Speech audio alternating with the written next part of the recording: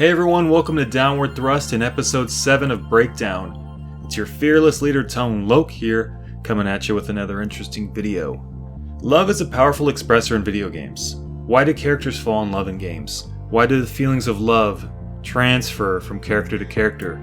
On today's episode, we'll talk about 3 main paradigms of love in video game storytelling. To be specific, I will define a love paradigm as a scenario or concept that fuels the love engine between 2 characters in a video game and brings them together so close that those warm fuzzy feelings have a chance to take root. There are 3 archetypes most commonly used in video games. Let's kick it off with number 1. The first love paradigm that blossoms many of our favorite love stories is known as the protector paradigm. The most common standard that brings 2 lovebirds together is when the male character, although not always, assumes the role of the protector and lives out a duty to shield and look after the female. A protector watches over which that he protects, sometimes from a distance but always close from the heart.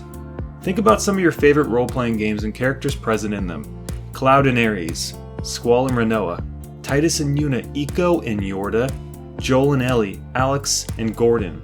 Each couple follows a very traditional protector paradigm. Male protects female. Women gravitate towards men who let their actions speak for them. Cloud and Ares, the tender bond that grows between them like a vine growing on a wooden fence. Slowly, so slow at first. Cloud looks after Ares, but he never says anything. He never demands anything back from her. He never asks anything from anybody. His duty is to her, because looking after sweet Ares is just the right thing to do. He lets his sword speak for him. And the same goes with Squall in Final Fantasy VIII, the stubbornly hermit-like protagonist who tries so desperately to keep himself just barely out of reach from sweet little Renoa. He doesn't have to say anything, which is why the first 40 hours of the game consist of him doing nothing more than fighting his own internal battles of self-expression, the derivative of his own lack of self-awareness and confidence. And like a good guardian, he always stands in front of Renoa in times of danger, and she never has to ask him to do it.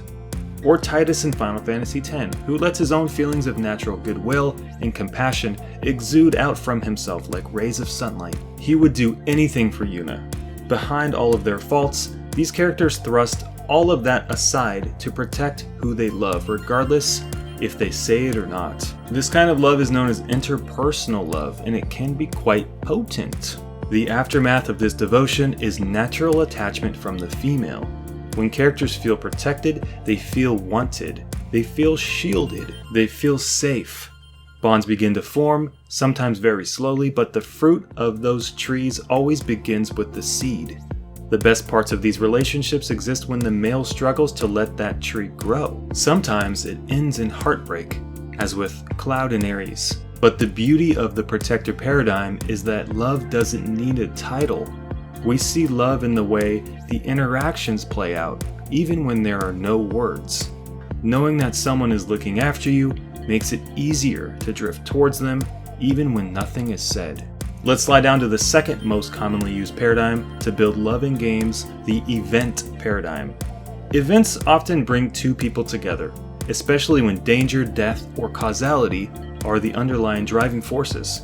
The quintessential event paradigm would have to be Mario and Princess Peach, or the bad guy just came on off the screen and ran off with the girl game. When Bowser kidnaps Peach, we gotta get her back. Zelda and Link in Zelda 2. The event when Zelda's sleeping spell kicks off, the relationship between these 2 lovebirds. Link's gotta save her. What happens in the end?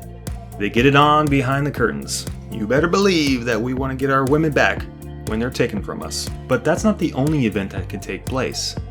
In Uncharted, for example, discovering a treasure map leads Nathan Drake and Elena on a decade-long quest together to uncover some of the world's most intimate secrets together. Or games like Gears of War 2, Dom and Maria's tragic tale of long-lost love, the event.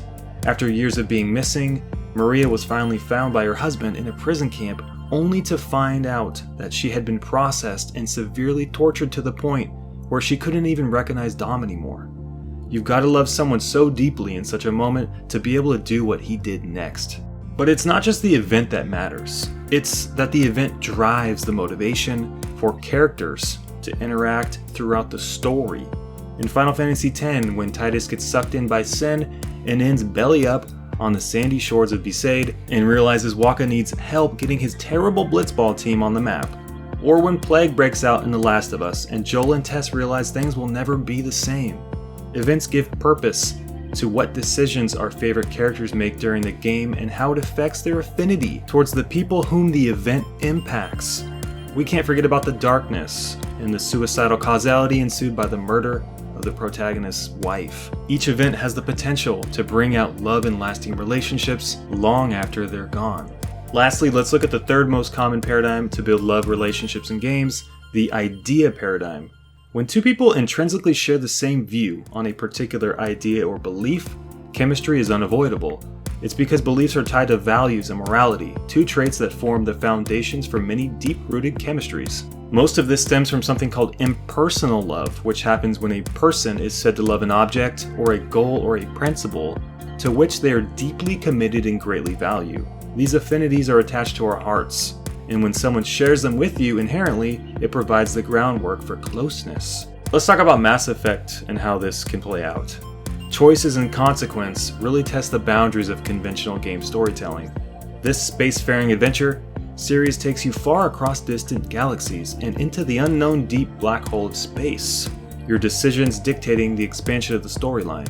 Miranda and Shepard can find common ground and build relationships on the foundation that people should strive to be the best they can be and bury the weaknesses that hold them back.